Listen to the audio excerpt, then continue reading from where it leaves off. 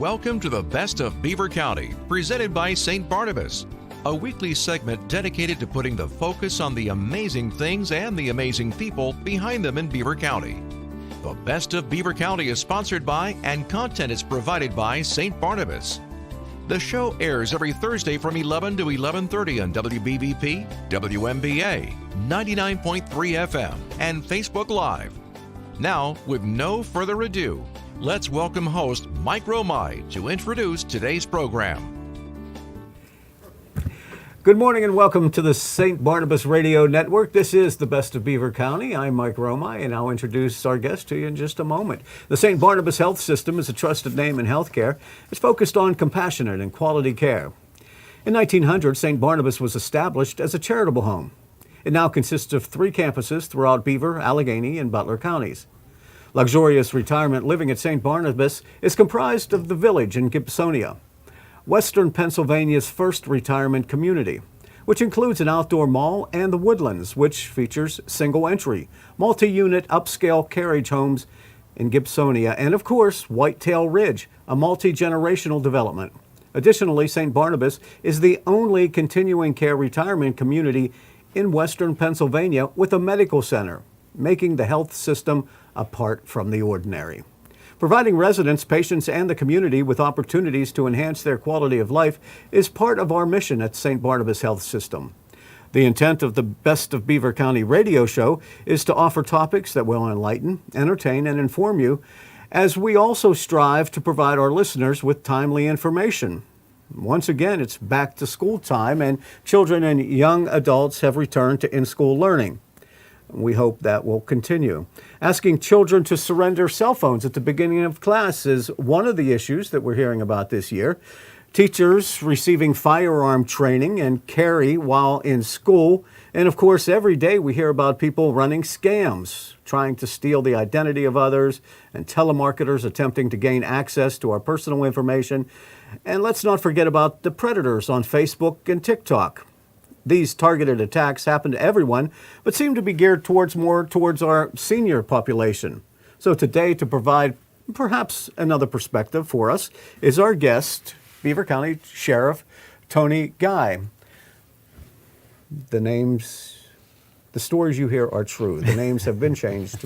We need that dragnet theme. I know, we need some music here. Beaver County Sheriff Tony Guy, welcome back. Thank you.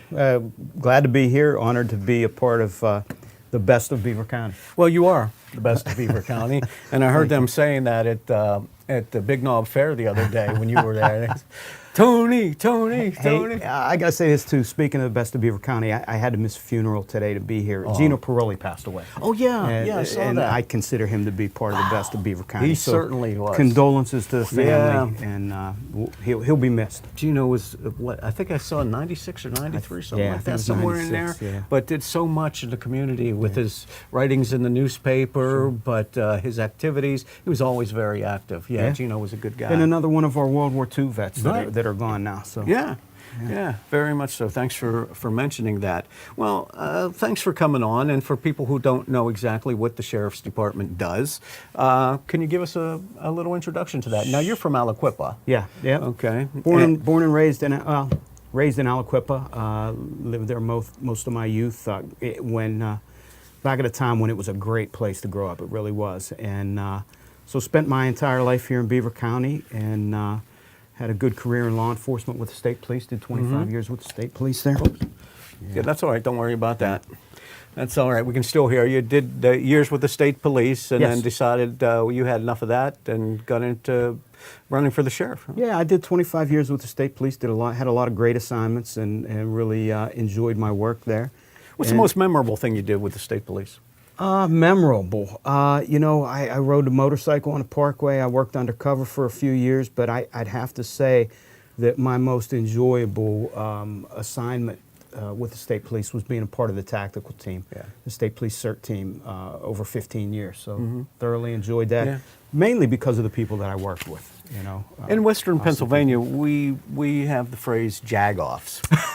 Now, when you're riding a motorcycle on the parkway, do you come across any of those jag-offs out there? I've seen some jag-offs. Yeah. I've been running lights and siren to an incident on the parkway when somebody slams on their brakes in the left lane. So Yeah. I think that's by definition Yeah, a jag. yeah, I would say that. And well, rules have changed and things like that. And now, whether it's a state trooper or a local police officer or sheriff, and you got the lights on, and you're pulling somebody over, it's law, isn't it, now that you have to pull into the left-hand lane to give that officer some room to finish the business he's doing. That right? is correct, and that's for the safety of the officer as well as the safety of the motorist. So yeah, stay as far away from the officer that's stopped. Think about it: you're running 60, 65 miles an hour down the road, and you're coming past people that are at a dead stop. So a crash there can really be bad. Plus, you're getting out of the cruiser into traffic. Yeah. Matter of fact, a couple of months ago, there were two Philadelphia troopers that got killed pulling somebody over on the side of the road. A vehicle just ran into them. Yeah. Including the motorist was killed too. When you had mentioned tactical unit with the state police, what is that involved in? So we responded to barricaded gunmen, high risk warrants, drug warrants, details for high risk individuals where we protected them, so to speak, and really busy and active unit. We were getting 60 calls a year, 60, 70 calls a year, and that was. And they just put those guys in a position of full time. So the guys that are doing that now, when I was doing it, it was part time. You had your regular job with the state police, and then you went to training as well as activations. But now those guys are going to be doing it full time. Let's talk about you're talking about barricaded gunmen and things like that. Domestic disputes. Boy, we hear about them all the time. Love gone bad. Somebody's upset with a significant other, something like that, and all of a sudden they take hostages and they barricade them. Are those kind of the most dangerous calls to go out on? Yeah, and not even the ones that escalate to the point where you need to call a tactical team in, but just responding for a police officer on duty, responding to 911 calls. Those can be very, very volatile situations, and you really have to watch your back. Typically, departments generally have policies that say you don't respond to those kind of things without having backup, having two officers there. Because it seems to always turn on the police officer, even the person who called 911 may, and what percentage of that is. They're going to flip and they're going to say, no, don't take him in. I don't want to press charges. And there you are hanging out there. It's happened to me from my first week on the job and throughout my career. I've seen it. Yeah. And there's nothing you can do. No. Yeah. Well, Can't convince them otherwise. No. It's like emotional, volatile. Yeah. Yeah. And then when there's children involved and they barricade themselves in with the children. We've had a few of those, yeah. Yeah. So pretty dangerous stuff out there. Yeah, and again, the job isn't to take unnecessary risks or put yourself in more danger, but really do everything you can to protect the people involved. That's what happened in that school shooting just recently, where the tactical units they responded and they hung out in the school and didn't do anything. And a lot of people in the media, and a lot of people say, well, what's the sense of having them there if they're not going to go in and take out the gunman? Really, really great segue, Mike, into what we're going to be talking about here today. But I think it's universally understood that some mistakes were made there, and I think that whole thing needs to continue to be vetted and investigated. But from everything that I understand, there were some things that were done and some delays that were made that were contrary to what universal police training is now. So. Yeah, and it remains to be seen, but how many more lives were lost because of that delay? Sure. Yeah, and as you said, we go into a new school year, and as we transition here, the talk has been for a couple of years since early on school shootings when they first started to get our attention, that maybe we should arm teachers. Maybe we should have some kind of officer in the schools. And I know several school districts in our area do have officers. Yeah, on hand. I would say here in Beaver County, I don't have specific numbers for you, but I would say the majority of school districts do have school resource officers. And we've got a few school districts that actually have school police officers who, and the difference there is a school resource officer spends an 8-hour shift in the school and creating relationships with the kids and responding to incidents there. But school police have full police authority to actually respond as a department to incidents on school property. You know, I'm going to go back and use that word jag-off again. When I was in school, yeah, I wasn't a troublemaker, but I was a jag-off. And I would hate to think that one of my teachers would have had a gun at that time, and I stepped on their last nerve. Wow. Yeah. That's something something that neneeds to be considered. Of course, I don't think we've got teachers like that that would consider deadly force in a situation like that. But again, you mentioned the discussion now, and I think there's actually a bill in the state legislature authorizing individuals, teachers, staff who are interested in being armed to go through a certification process to allow them to carry firearms in schools. Is it a good idea? I think it needs to be vetted. I think the bill, as it's been crafted now, puts some mechanisms in place to provide for safety. Let me say this. There is no greater resource or no greater commodity that we have in this country than our young people.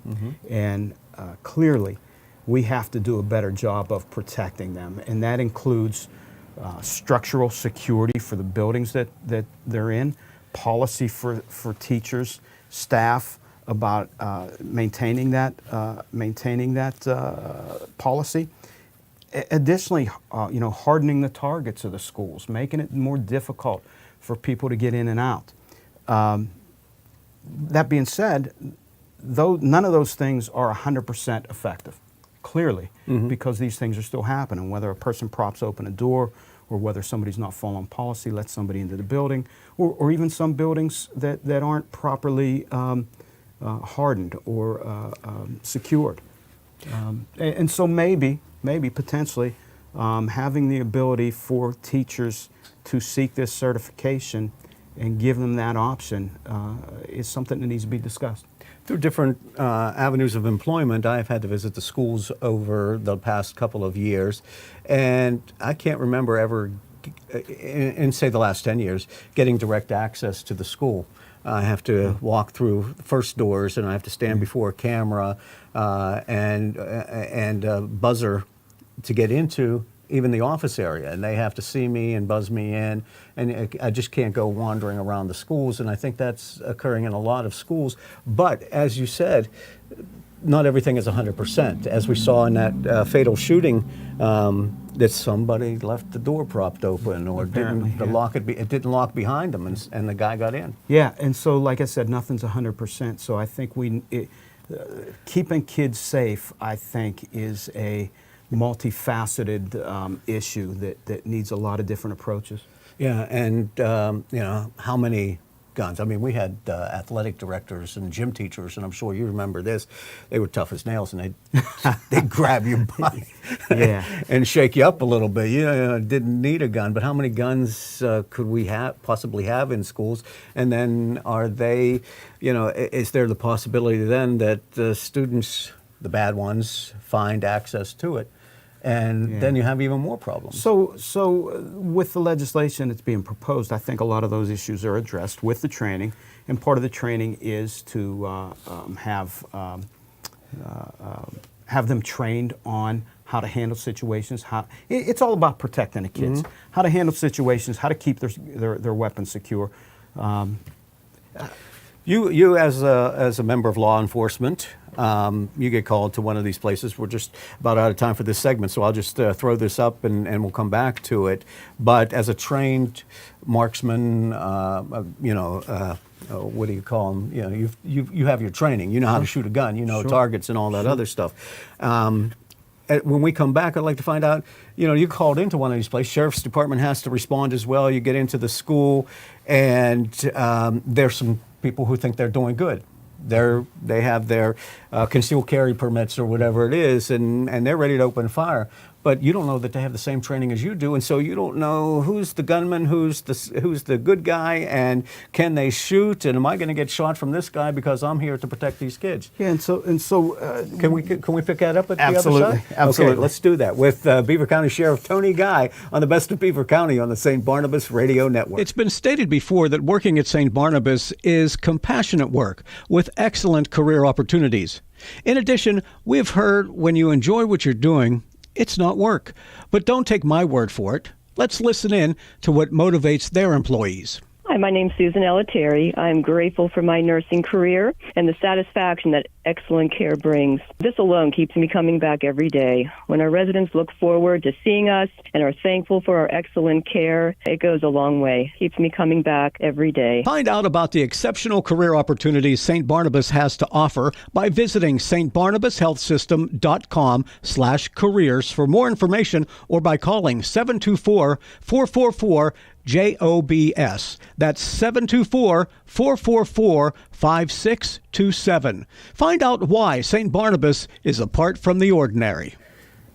During the commercial break, Eddie Crow was frisked by our guest, Beaver County Sheriff Tony Guy. I'm a little concerned because he enjoyed it too much, Tony. he did. Yeah. You got to be careful. All right. Tony Guy is the Best of Beaver County. We're talking about a number of things involving law enforcement, the Sheriff's Department, and back to school. And we've been talking about gun legislation and school shootings and how best to protect those children. And I set up a scenario of, people who now, a lot of people are carrying, and they might think they're getting involved and they're going to be the good guy and take out the bad guy, but law enforcement shows up and all of a sudden it's a little confusing. Yeah, and so I while during the break, I took a look at the proposed legislation at this point, and of course everything can be changed, amendments to this thing, but some of the training, it's what is written in the legislation now is 15 to 30 hours of training. So we're not talking about just a half a day class or something. We're talking about 2 to 4 days. And it will include training them on interaction of license holders with first responders. So what that license holder should do if an incident occurs where a first responder or a police officer comes into the building, tactics for denying intruder entry, and safe handling and storage of weapons, and operating defensive weapons under distress. So there will be an actual practical exercise and qualifications that they'd have to go through. And I think it's important to understand that this is not about telling teachers they have to carry firearms. These are staff members, teachers and others, who would request this and go through this process to get the training. Mm-hmm. So everything plus. Yeah, I think it puts some safety mechanisms in there. Sure. And alerting the authorities or alerting parents, everybody has a cell phone nowadays. Some people have 2 cell phones. But when you're dealing with students who have cell phones, it's a distraction to have them in class in the first place, because the teacher's trying to teach and they're sitting there, working their phones. So some school districts have decided when you come into the classroom, we're going to have a panel here with pockets in it. You take your cell phones, turn them off, put them on silent or vibrate, and put them in these pockets until at the end of class. Some parents, some students are upset about it. It's an infringement on their rights, because what if somebody came into one of the schools in Beaver County and started shooting the place up or creating havoc? How are they going to get in touch with their parents? How are they going to do this, that, or the other thing? Is it wise to not allow the kids to have access to their cell phones during classes? Mike, I think everything's a cost-benefit analysis. And even though these school shootings get a whole lot of publicity and make it seem like it's going on everywhere, the occurrence of these incidents is really, really rare. And so that's the cost. If something like this were to occur, will those students have access to their phones? The opposite side of that is the benefits of not having these phones in the students' hands while taking a test or while the teacher's trying to instruct. And I think when you look at the rarity of these incidents and the benefits of having students focused on their instruction, I think it's the right thing to do, as long as they're readily accessible.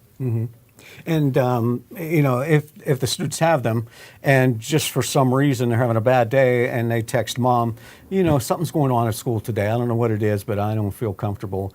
Then all of a sudden, that mom's texting all these moms, and everybody's getting upset, and there's nothing going on, but they've created a whole scenario here that may get out of control. There's pros and cons with our constantly being connected with each other these days, and that might be one of them. Yeah, and you probably know too. You're working hard, and you get a text from your wife say, "Hey, don't forget to pick up the bread today after."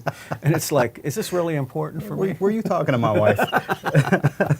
No, but those are all things to take into consideration in our highly technical world. Absolutely. And we've got cameras everywhere. Yeah. I've heard oftentimes that when we're out in public, we should have no assumption that we have a right to privacy. You're outside, you're walking down 7th Avenue or any place else, you're in the school, there's cameras shooting at you everywhere. That's right. Yeah. From the street lights to everywhere. You don't even know where they are.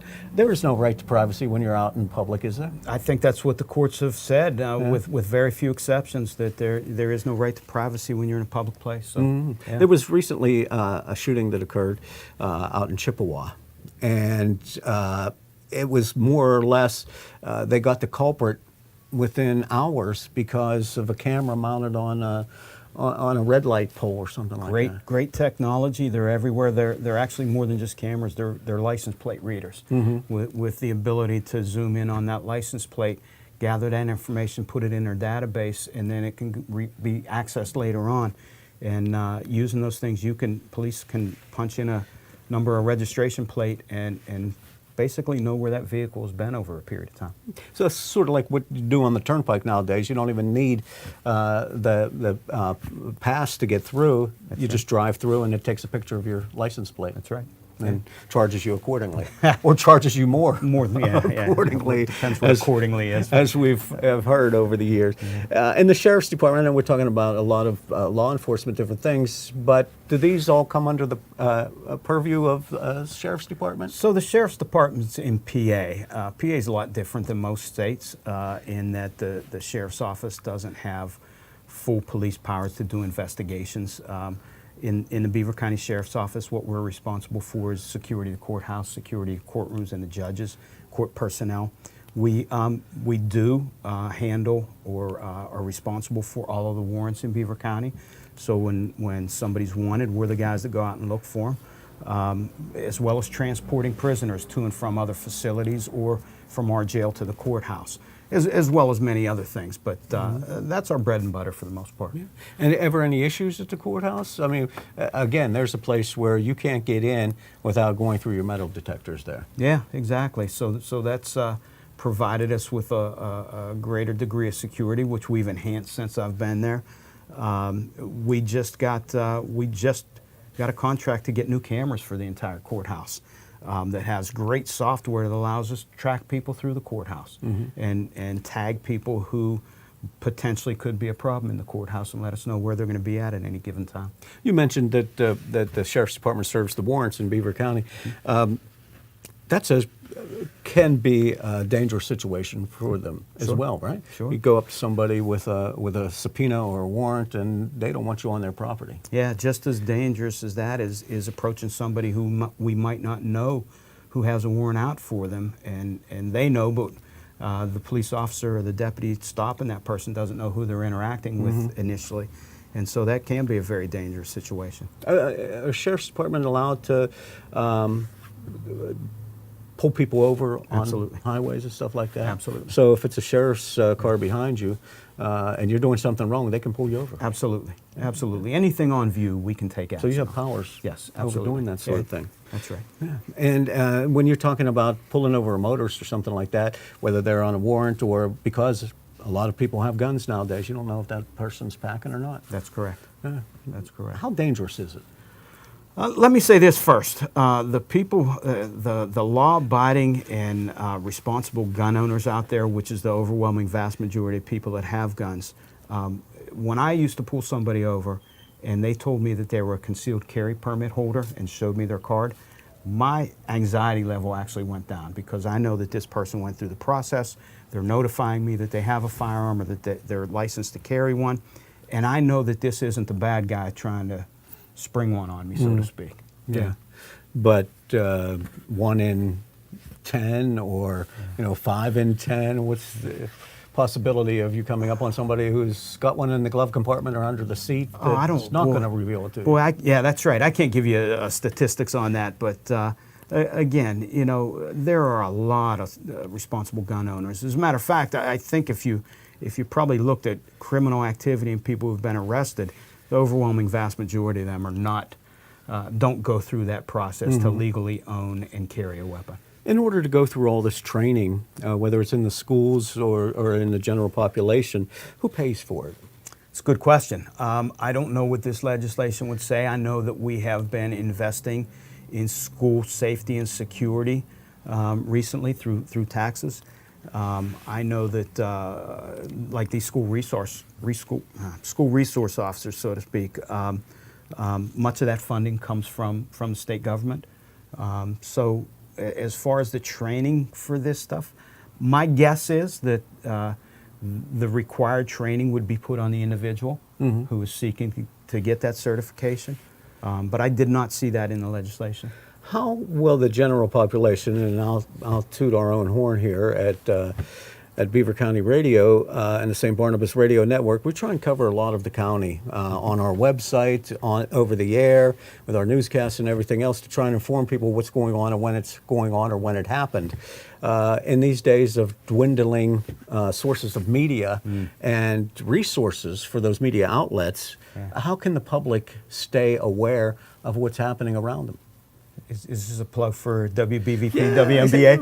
I'll tell you, we were talking about it before we got started here today. I am really, really happy with the coverage being done by WBVP, WNBA to get local news out there to people. It seems like everybody's focused on these national issues. And I really think it's important for people to know what's going on involved locally and to get involved locally.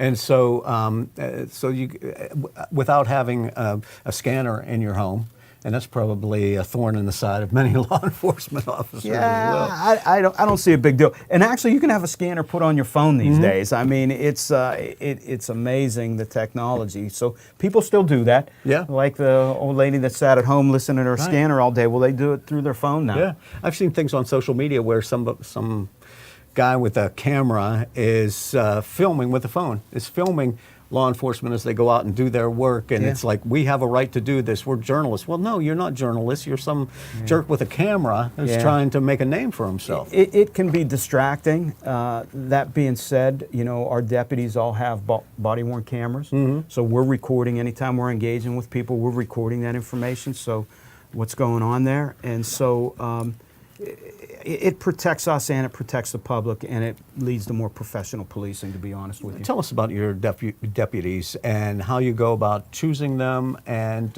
how the public can be comfortable as they are employed. It's a great question. And so when I took office in 2016, one of the very first things I started was to institute a process for selecting and hiring deputies. And that included, number one, they have to have police certification already. Secondly, we do give a written test, a physical fitness assessment.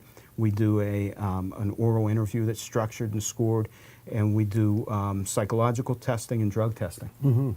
So they're all, if I tried to run from them, they're going to chase me because they're physically fit. We're looking for the right people, and we're not hiring everybody, and that's difficult these days because a lot of people are being pushed away from law enforcement as a career. Yeah, and with all the stuff going on digitally, there are a lot of scams out there. And it's not like you have to track anybody down on foot. You have to track them down via digital enterprise. Yeah, we're covering all the bases here. So, scams, elderly.